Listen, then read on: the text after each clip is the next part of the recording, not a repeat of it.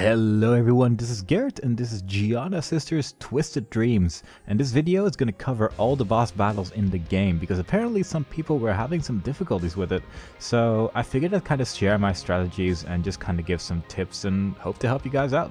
This is obviously going to have some spoilers in it, so if you don't want to see the bosses in this game, then you should click away this video right now. So without further ado, let's get started on the first boss battle. Now, the first boss battle in the game is Hansel and Gretel, which you'll find in level 1-6. The boss is basically a two-headed worm, and to kill him, you have to hit him with the platform at the bottom of the level. You can see it moving back and forth over there. Now, one thing to keep in mind with this boss is that he has several attacks, but before you hit him, he'll only do this. He'll just walk back and forth the entire time.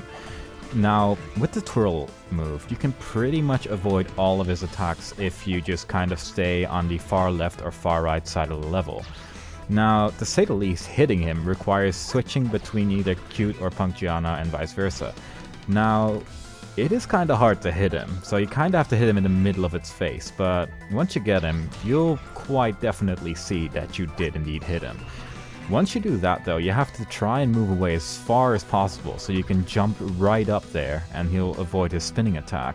This seems to be the attack that most people were having difficulties avoiding. And to be fair, the first time I fought him, I got hit all the time as well, so there you go. Now, after you avoid that attack, he'll start doing this, where he'll randomly start throwing rocks all over the level.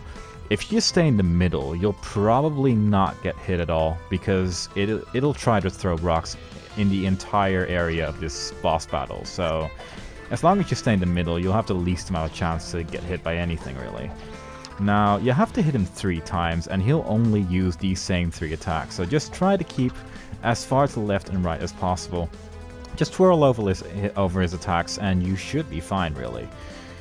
Once again, though, these bosses are quite tricky. I definitely died like 20 times the first time through, and to be fair, this is quite difficult, so don't feel shocked if you can't do it in one go. It really does take some practice. And as I said, after 3 hits, he is in fact dead, and that is the end of the first boss battle, easily enough. Pretty much every boss requires 3 hits in this game, so that's definitely something to keep in mind as well. Anyway, that was the first boss, and now to move on to the second boss in this game. The second boss in this game is Octor Freud, which you find in level 2-7.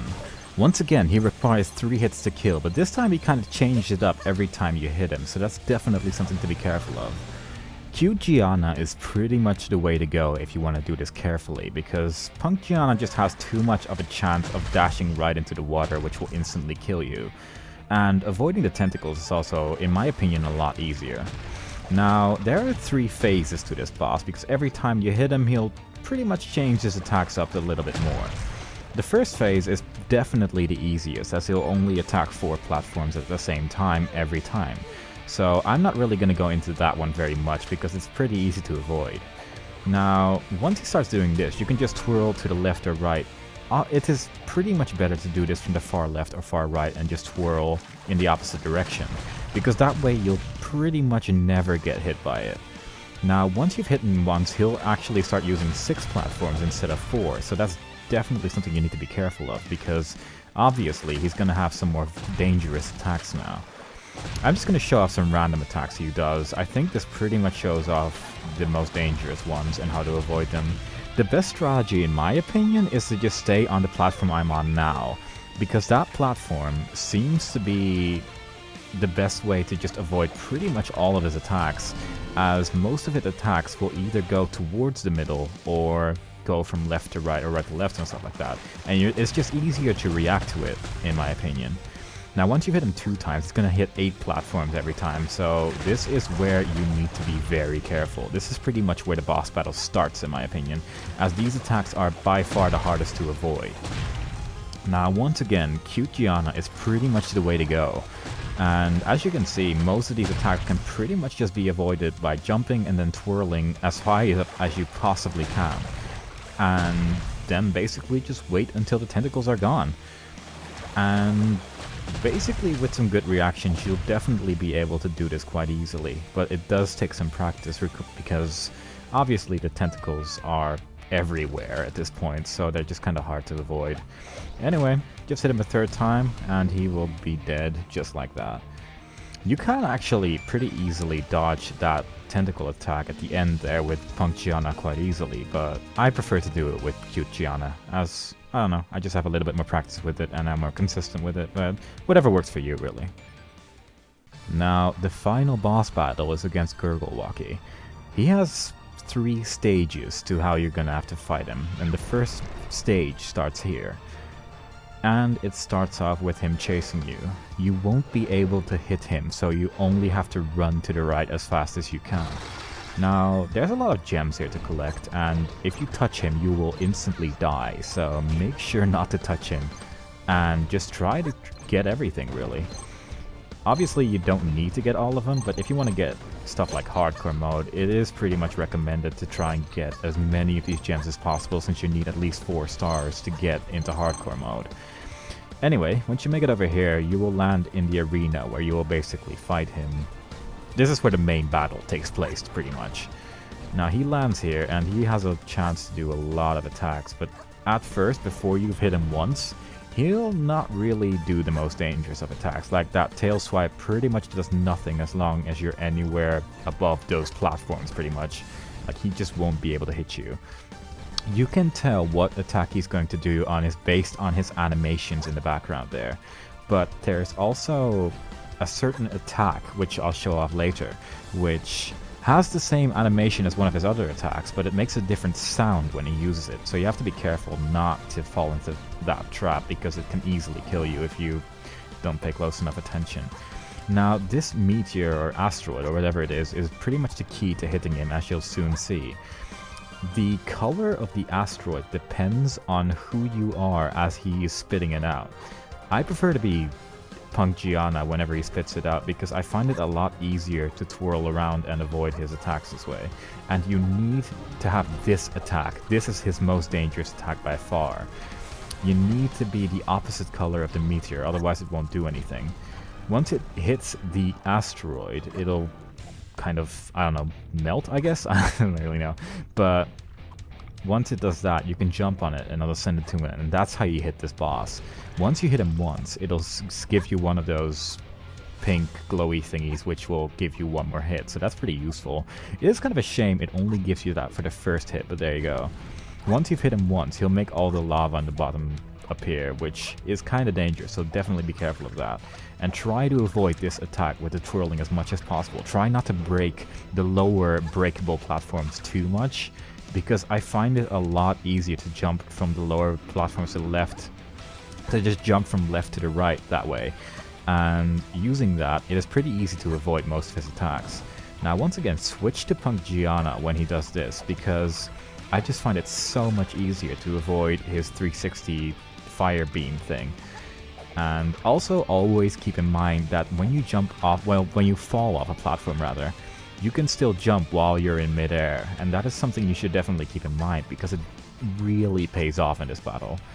Now, the animation he does here shows off he's going to do the 360 beam. Try to be at the top of the stage while twirling down. That way you can tell whether or not the beam is going to be clockwise or counterclockwise, which makes it so much easier to avoid. If you're in the bottom, you're almost likely gonna get hit, and it's just gonna be complete guesswork otherwise, because his 360 beam will always start from the bottom and work its way up. It just depends on whether or not it goes left or right, which you have to be careful of. Now, once you hit him twice, he'll start doing this, where the lava is really high, and this will actually make most of these fireballs is going to shoot up pretty hard to avoid. Now, I made a mistake here. You shouldn't break those breakable platforms to the right, because you can pretty easily just stand on top of them and then just twirl from the right to left, and you probably won't even get hit by this, but there you go. I made a mistake in this video, sadly. Now, there is another attack he does, which he'll do, I believe, after he sends this asteroid out again. Because there is one more attack which I warned you about earlier, which is the one where he makes a different sound, which is that. I'm not really sure what it sounds like, but it's definitely different. Now, these fireballs are a lot larger, and once they all reach the bottom, they will shoot these beams up at the top of the screen. this is kind of hard to avoid. Like, this is pretty much the worst combination, having these beams with the asteroid chasing you. But as long as you try to twirl from the left to the right, or the right to the left, obviously, while they are still falling, as long as you can try to get the asteroid on the opposite side of the screen while you're on... Well, basically, if the asteroid is on the left, you want to be on the right, so you won't get hit by the beams, because I'm pretty sure the beams never hit the far right and the far left, so there you go. Hitting him 3 times will kill him, and then you get to this room. This room is kind of dangerous, but you can dash through it pretty easily.